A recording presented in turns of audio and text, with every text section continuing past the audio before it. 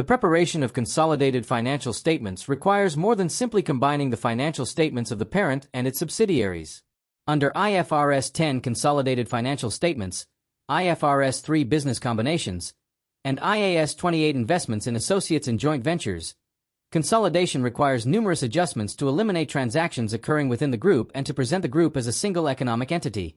In addition to goodwill and non-controlling interests, the treatment of other components of equity, intragroup transfers of assets, and intragroup dividends plays an important role in ensuring that consolidated financial statements faithfully represent the financial position and performance of the group without overstating assets, profits, or equity. Other components of equity in consolidated financial statements.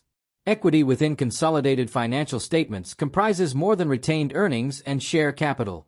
Various reserves accumulated by the parent and subsidiaries must be appropriately classified and presented. Common other components of equity include share premium, revaluation surplus, foreign currency translation reserve, fair value reserve, other comprehensive income reserves. Only the parent company's share capital and share premium appear in the consolidated statement of financial position because consolidated financial statements present the group from the perspective of the parent company. The subsidiary's share capital and share premium are eliminated during consolidation against the parent's investment in the subsidiary at acquisition. Consequently, the subsidiary's equity existing at acquisition forms part of the identifiable net assets used in calculating goodwill rather than remaining separately presented in consolidated equity. Share premium. Share premium arises when shares are issued above their nominal value. Within consolidated financial statements, only the parent's share premium reserve is presented because shareholders of the subsidiary do not hold shares in the consolidated reporting entity itself.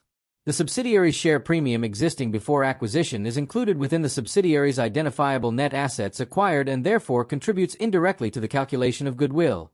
Post-acquisition changes in the subsidiary's reserves affect consolidated retained earnings according to ownership interests but do not create separate share premium balances within group equity. This treatment reflects the legal and economic reality that the consolidated entity has only one parent share capital structure. Revaluation surplus. A revaluation surplus arises when non-current assets are measured under the revaluation model permitted by IAS 16. Where the subsidiary possessed a revaluation surplus at acquisition, that balance forms part of the identifiable net assets acquired and therefore influences goodwill calculation. Subsequent increases in revaluation surplus occurring after acquisition represent post-acquisition reserves. The parent's proportionate share contributes to consolidated equity, while the non-controlling interest receives its corresponding allocation where applicable. Since revaluation gains are recognized in other comprehensive income, OCI, rather than profit or loss, they accumulate within equity until realized through disposal or transferred directly to retained earnings where permitted. Appropriate allocation of post-acquisition revaluation movements ensures accurate presentation of consolidated equity. Intragroup transfers of assets. One of the fundamental principles of consolidation is that profits cannot arise from transactions occurring within the group itself. Consequently, intragroup transfers of non-current assets or inventories require elimination adjustments because the group cannot generate economic gains merely by transferring assets between its own companies. If a parent sells an asset to its subsidiary at a profit, the profit recognized in the individual financial statements remains unrealized from the group's perspective because ownership is not transferred outside the economic entity. The unrealized profit must therefore be eliminated during consolidation. Failure to eliminate such gains would overstate consolidated profits and asset carrying amounts. Intragroup transfers of inventories. Inventory transfers frequently generate unrealized profits where inventory remains unsold outside the group at the reporting date. For example, if the parent sells inventory costing $80,000 to its subsidiary for $100,000 and the subsidiary still holds the inventory at year-end, the $20,000 internal profit has not yet been realized by the group. Consolidation therefore requires reduction of inventory by the unrealized profit and reduction of consolidated retained earnings by the same amount. Where the selling entity is the subsidiary, adjustments may also affect the non-controlling interest depending upon ownership percentages. These elimination entries ensure that inventories are reported at their original cost to the group until sold externally. Intragroup transfers of non-current assets.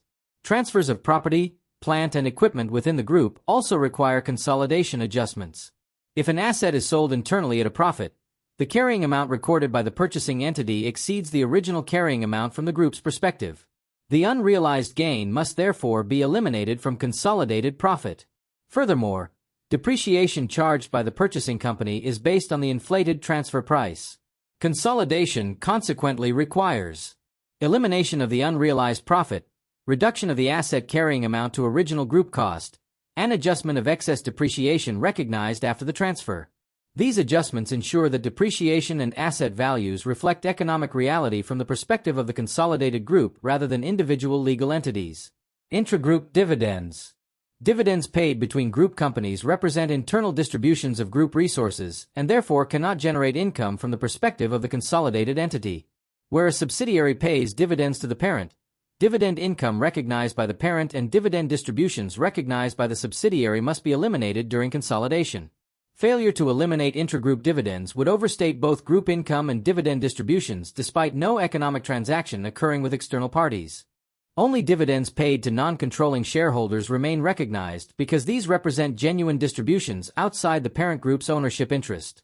Accordingly, intragroup dividend elimination preserves the integrity of consolidated profit and retained earnings. Financial reporting significance. The accounting treatment of equity reserves, intragroup asset transfers, and intragroup dividends reflects the single economic entity concept that underpins consolidated financial reporting. Share premium and subsidiary equity reserves are appropriately incorporated into goodwill and post-acquisition reserves, while unrealized profits arising from internal transfers are eliminated to prevent overstatement of assets and profits. Similarly, intragroup dividends are removed because they represent internal reallocations of resources rather than external income. Through these consolidation adjustments, IFRS 10 and related standards ensure that consolidated financial statements faithfully represent the financial position and performance of the group as a whole, providing investors, creditors, and other stakeholders with transparent, comparable, and decision-useful information regarding the economic substance of corporate group activities.